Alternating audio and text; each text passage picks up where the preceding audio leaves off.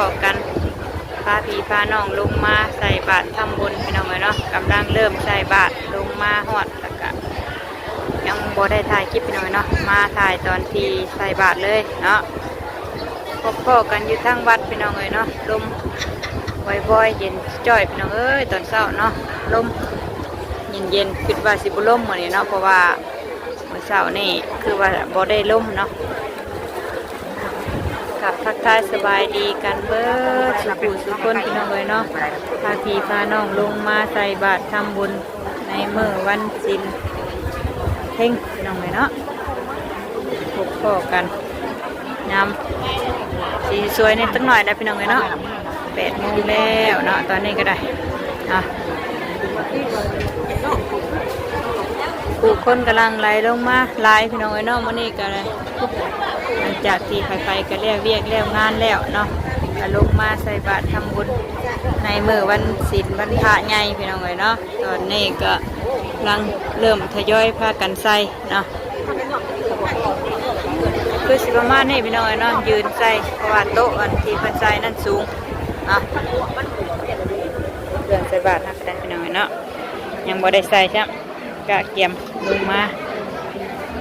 ยังโลโมอยู่เนาะโมหลายผู้หลายคนใส่ก่อนพี่น้องเนาะเดี๋ยวค่อยใส่ตามหลังลมพี่น้องมันนี่ก็ได้นะ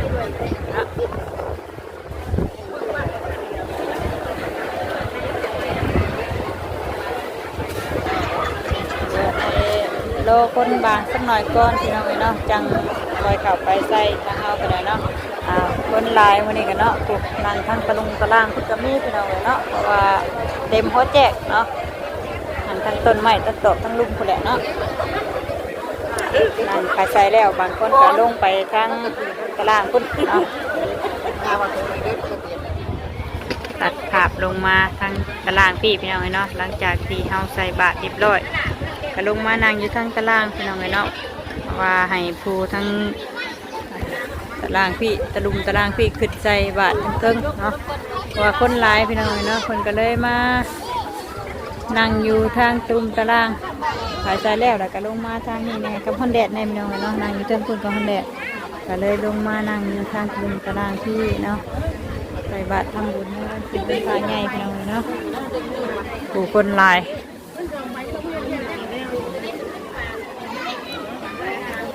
คุมพวงกับมาขายอยู่ทางวัด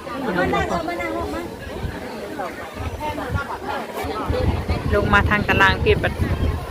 หนาวพี่น้องเอ้ยเย็นเนาะบัดอยู่ทางเทิงพุ่นผัดว่าห้อนแดดนั่งแดดพี่น้องเลยเนาะก็เลยพากันลงมานั่งโมมีฮอดสาดนั่งคุณน่ะโอ้ก็ได้เนาะนั่งใจพื้นเลยสาดโมกู้กันเอาหลายคน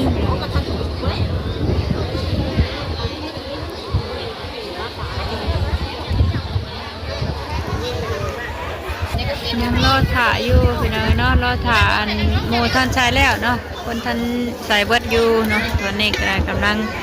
ทยอยใส่น้ำแน่เนาะทางตรุมตารางก็ทยอยขึ้นทยอยลงน้ำแน่พี่น้องเนาะขึ้นน้ำลงน้ำว่าทางเฮาใส่แล้วแล้วก็สิลงมาทางลุมพี่เนาะปูนขึ้นใส่ลมบ่อยๆเย็นพี่น้องเอ้ยเนาะเขาบอกว่ารถติดเด็กถ้าลัดรถได้กูดันรถไทยกูมีไม่บ้านไปรถนะเพราะว่าเห็นอยู่รถแม่บอกแอบบอกรับสื่อกูเลยก็ว่าเห็นเข้มมาก ใส่แล้วลงมานั่งกันนั่งขาเพิ่นเนาะ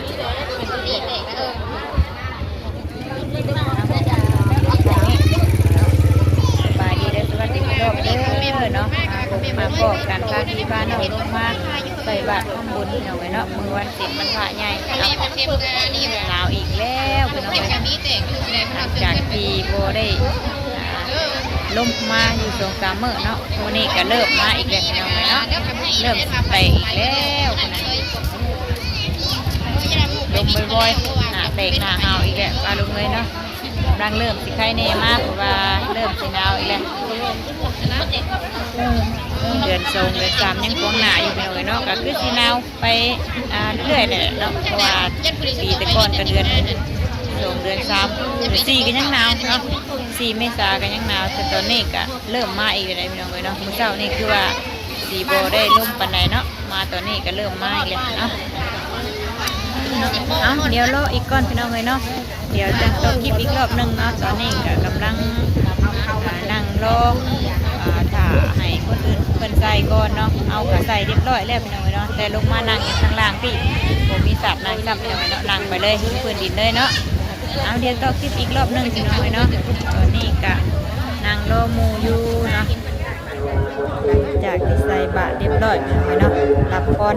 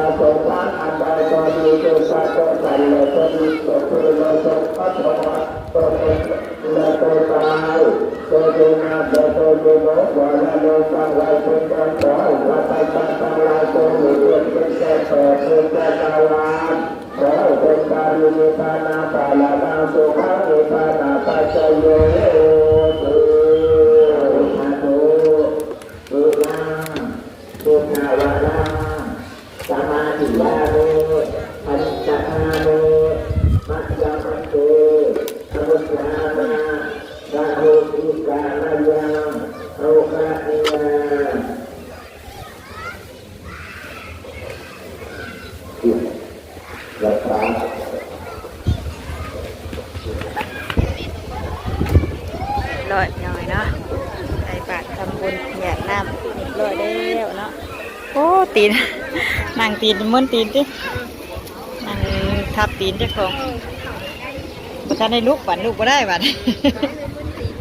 ม้วนตีนนึกบ่ได้เลย กันนั่งเลยสาดไม่ออกสีเลยก็ติดตีนกันนะ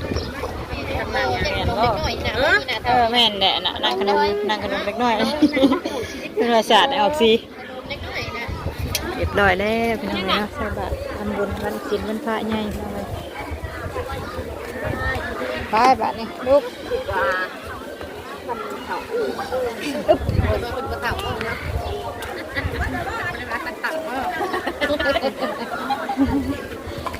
30-40ไปเลยยังบ่เฒ่าอยู่ติบ่ยอมเฒ่าบ่เฒ่าก็ยาได้อายุไปแหละ30-40 ปีขึ้นไปรัก3รัก4ไปแล้วมันก็เฒ่าแล้วนั่นไปบ่งเวียงคือหันอยู่พุ่นว่าเนาะแม่นดีแล้วเนาะอยู่ไปสิแล้วสิลุกก็ยากสิโอ้ยแม่นดีว่าพี่น้องเนาะทางเพิ่นว่าลูกนั่งลำบากกว่าเนาะลูกนั่งยากเพิ่นว่ามัดไปบ่งเวียคือว่าบางอายุบางสาวอ่ะ เนาะบัดลุกตอนแบบนี้คือลุกยากเจ็บแข้งเจ็บขาโอ้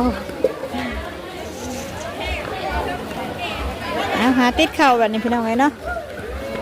คนกันนะได้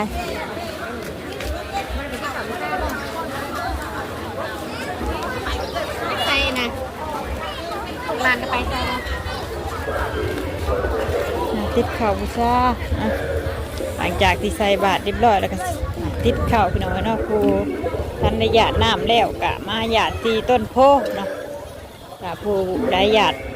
เบิดกะแล้วพี่น้องเนาะถ้าผู้ใดจงไว้กับมาหยาดอยู่ต้นโพนี่พี่น้องเนาะหลายผู้หลายคนเห็ดบ่คือกันเนาะ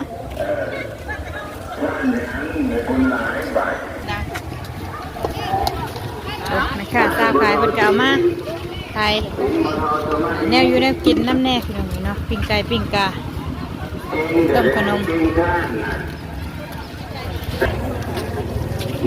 แนวอยู่แนวกินกับพี่น้องเนาะหยาดกันชื่อเซลผู้ขายผู้เดียวขายอยู่ในงานวัดเนาะมีขนมแน่เนาะแนวอยู่แนวกินเป็นฮันดอกปิ้งไก่พี่น้องเนาะมาขายเจ้าหนึ่งมาขายตามงานเนาะตามงานวัดอันนี้เพิ่นลงมาใส่บาตรแล้วก็สิเอาเครื่องเพิ่นมาขายเลยพี่น้องเนาะปกติเพิ่นก็ขายอยู่ทั้งเพื่อนเนาะแต่ตอนนี้ก็เอามาขายอยู่ทั้งวัดคนก็หุ่มเซลอยู่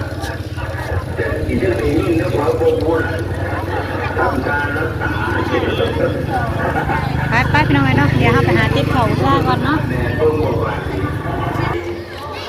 เด็ดจ้าแล้วพี่น้องเนาะตอนนี้ก็เป็นเวลาจักโมงนะเบิ้ง9 โมงเลยนะพี่น้องเนาะสวยแล้วใส่บาตรเรียบร้อยเลยเนาะติดข่าวบุษงบุษาคือเก้าพี่น้องเนาะติดตามต้นไม้ตามธาตุเนาะตามที่เฮาเคยเฮ็ดเนาะข่าวบุษาตามรูปปั้นพี่น้องเนาะหลายคนก็คือสิเคยเห็นเนาะคือสิเคยเฮ็ดบางที่บางบ่อนกันเนาะติดข่าวบุษงบุษาเรียบร้อย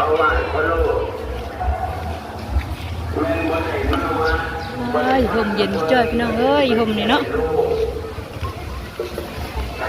ยำเวลาห่อนก็มาอยู่ห่มนี่เย็นพี่น้องเนาะห่มโพมบ้าใหญ่เนาะมีหูปั้นเท่านี้เอาเป็นปั้นอยู่ติดกับจ้าเลยเนาะทานแล้วไปแล้วลินหยิบไม้ไปรถบัลลังก์ข่าวบัญชีได้ใช่ไหมถ่ายยัง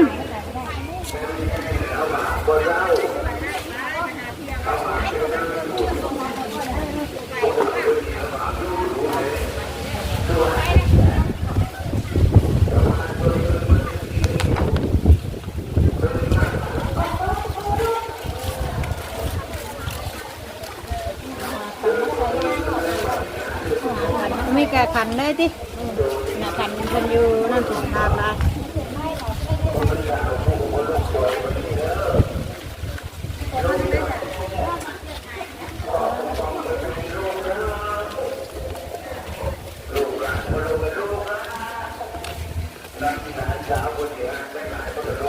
ทางวัดเฮากับเพิ่นติดกะโลพี่น้องเนาะทางเนี่ยพ่อเพิ่นก็พาไปลุงใหญ่ว่านี่เนาะไปซื้อไม้ทรงเที่ยวไปเลยพี่น้องเนาะซื้อไม้มาแล้วกับบ่พอไปซื้ออีกพี่น้องเนาะเมื่อวานเนาะสั่งก็คือพอตายคือเก่าติดเรียบร้อยแล้วบ้างคือฉะนั้นได้เนาะติดแล้วเนาะก็ยังแต่เฮ็ดอันนี้บันไดทางขึ้นยังบ่ทันได้เทซับเนาะทางคนก็มาเฮ็ดเลย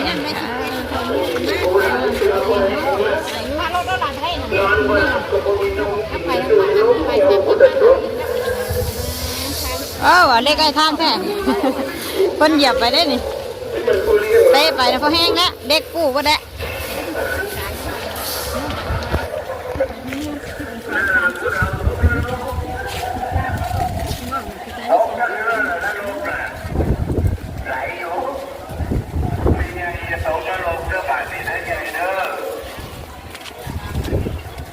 บางกองเขาแล้วเขาถ่ายเขาอยู่